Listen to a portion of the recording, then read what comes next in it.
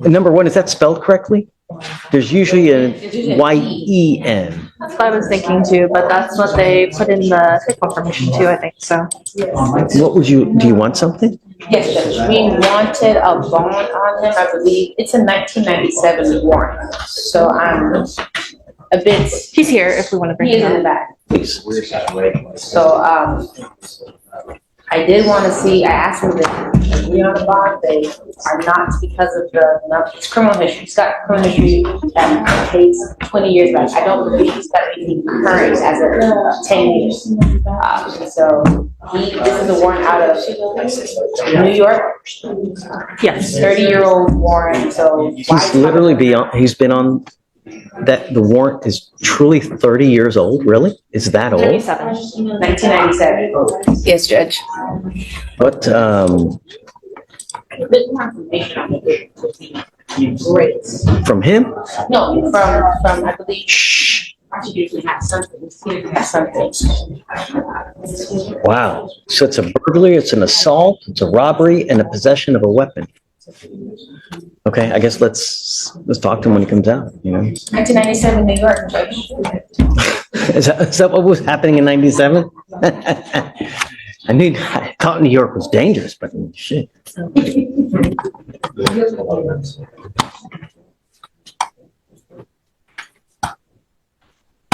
Do you want to do a name change, Katie, or no? I don't want to. For the future case, Judge? No. This is spelled N-G-U-Y-N, and there's always an E. I don't think we would need one for the fugitive case. Okay, I don't know. I can look at the warrant and double check.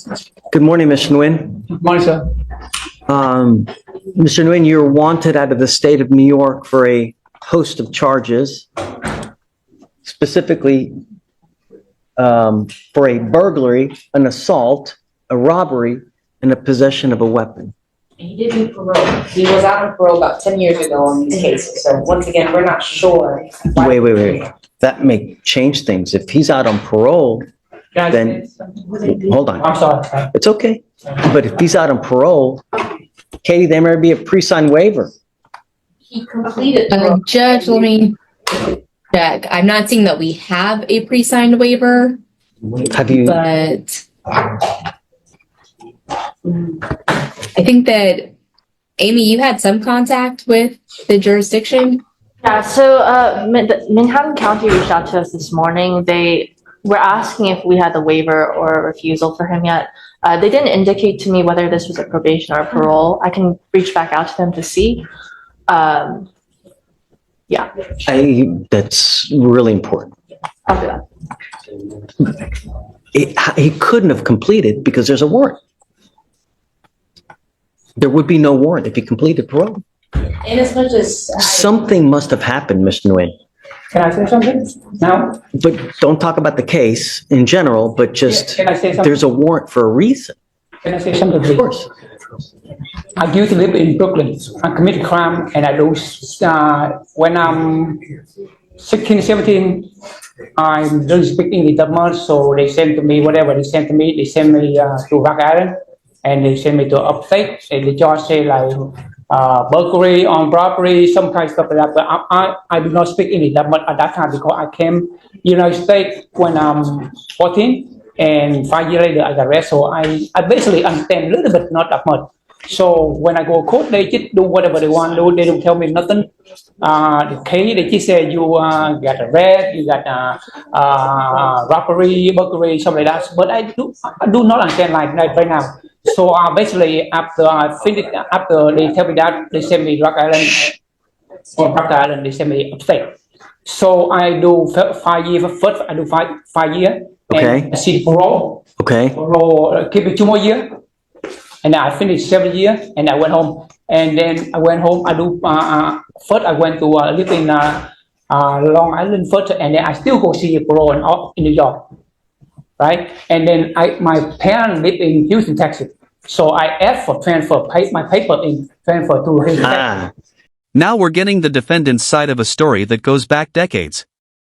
He says he came to the United States as a teenager, struggled to understand what was happening in court, served years in custody, and later tried to transfer his supervision to Texas.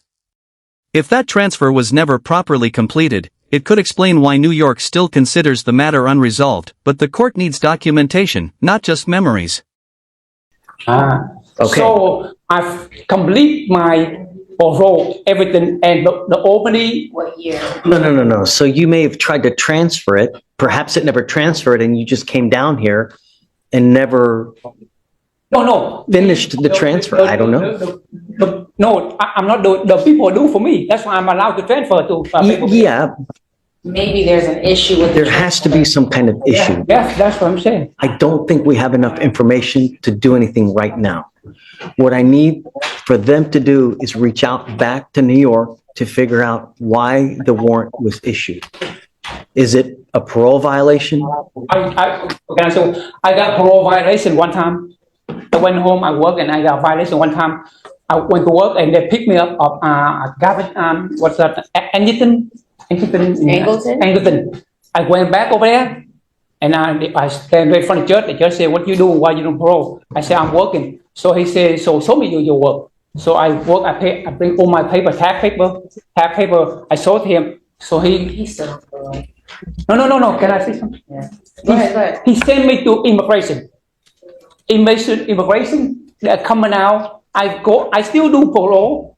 I still finish. I have the letter opening. Let's do this. Let's do We need to this. find out more. Yeah. I'd like to roll it. But no, that's too sorry. That's too sorry. No, I get you. We just need them to. So let's do this. Yes, sir. I'm going to roll it to tomorrow because it's already nearly 12 o'clock. I want to give them time to look into it, to see what New York has to say. Here's the legal issue everyone needs to understand. A pre-signed extradition waiver can be extremely important.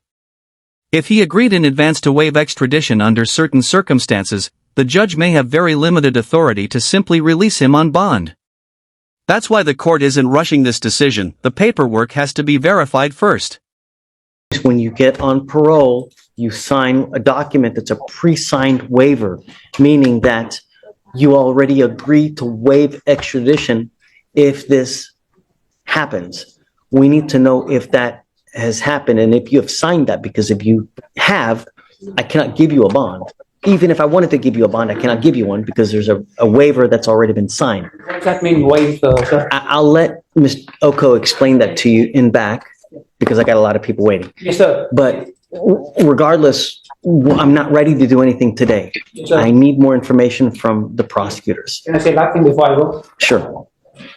What I do is, what happened is I finish parole, everything. I get the letter from Albany, say I'm complete to Albany State in New York. That all the paper go to Albany.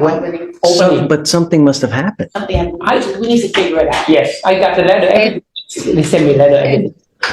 And Judge, I would just add that, I mean, at least from what I'm seeing when I run him, which I'm a little hesitant, but like there's like multiple states with like criminal histories that's like very extensive, that's more than just New York.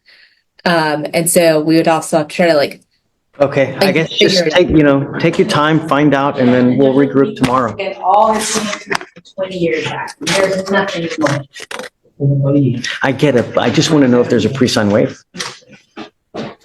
We'll see you tomorrow. All right, thanks, sir. Okay, of course, Mr. Wayne. Please. All right, thank you, Amy. Colin. Of course. And that's where today's hearing ends, with more questions than answers.